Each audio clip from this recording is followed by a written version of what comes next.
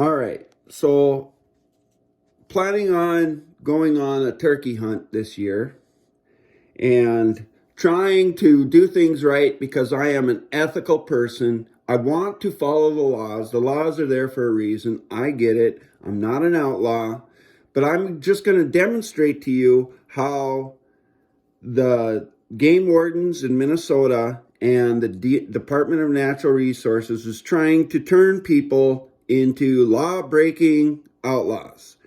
Okay, so let's look at the license that I have. It's a perfectly legally bought license. And if you notice, I don't know how to flip it over. But if you notice on this license here, it says, all it says here is non-resident spring turkey license. It has the dates that I'm allowed to hunt.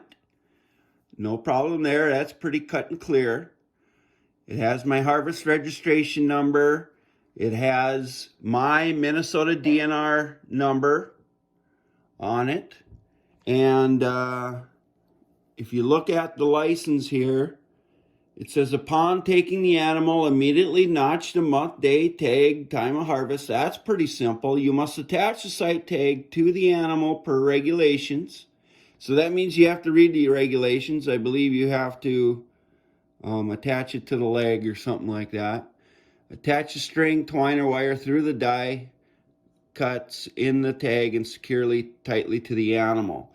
So according to these instructions right here, a zip tie is not legal. It has to be string, twine, or wire.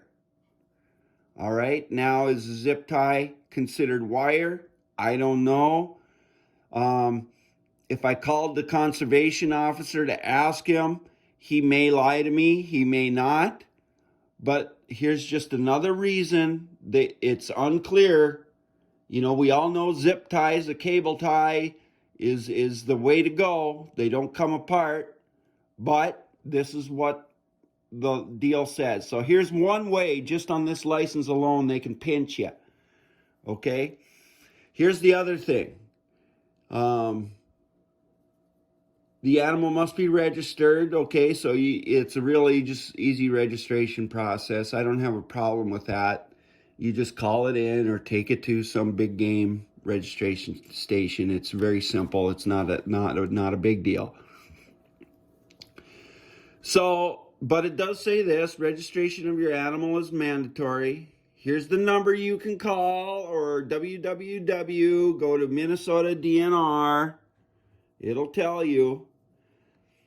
And it says permit area, type of turkey, date of kill, weapon, and then they'll give you a registration confirmation number, and then of course you sign it. It has to be signed before you take it with you out to the field. So don't forget that, because they'll pinch you with that too. Why they need a signature, I don't know, but you need to put it on there.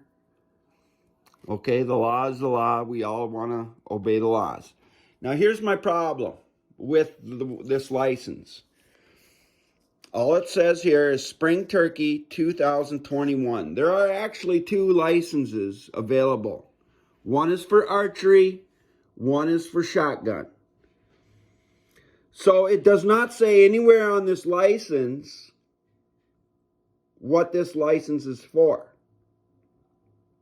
So what do I assume?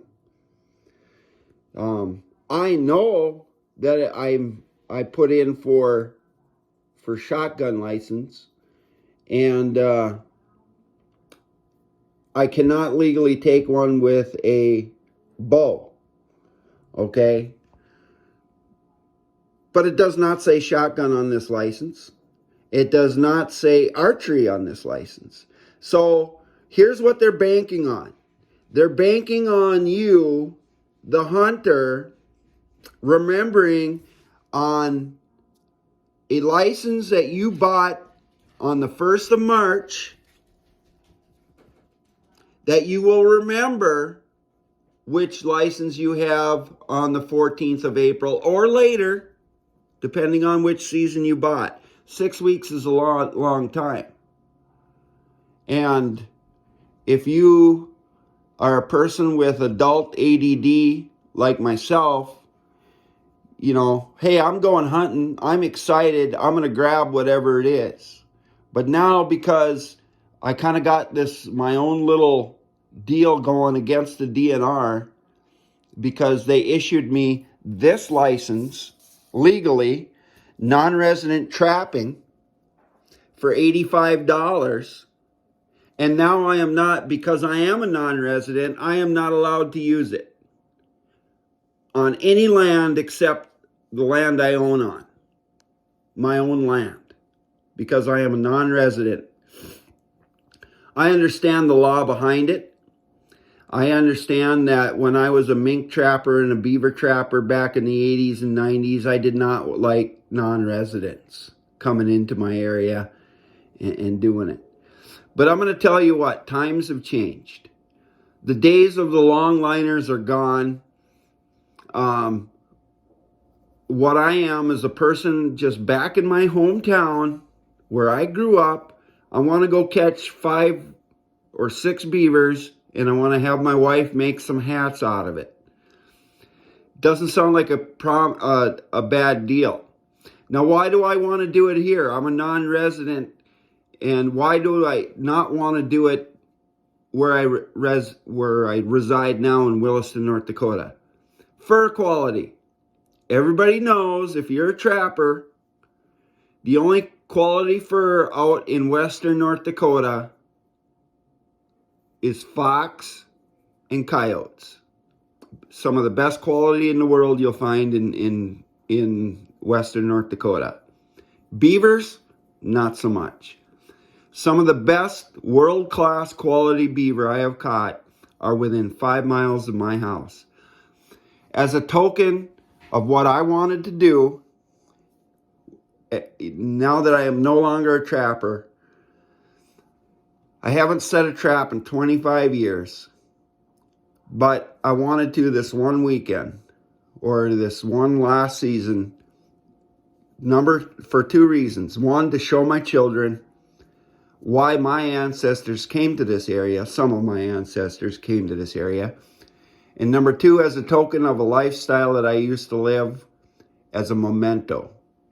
I walk a different path today. I do not enjoy the killing of animals. I do not like that. I do not like to harm them. So, but how do I get the fur if we don't? Now, it's a huge dilemma.